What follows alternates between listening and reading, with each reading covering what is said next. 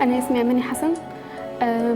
جيت هنا المستشفى عشان أتعالج، بس قبل ما أجي كنت أول خالص كنت خايفة. وبعدين لما جيت المستشفى هنا يعني لقيتها حلوة وكويسة، والدكاترة اللي فيها طيبين خالص، يعني مش ما بيعاملوناش كأنهم دكاترة وإحنا مرضى عنهم.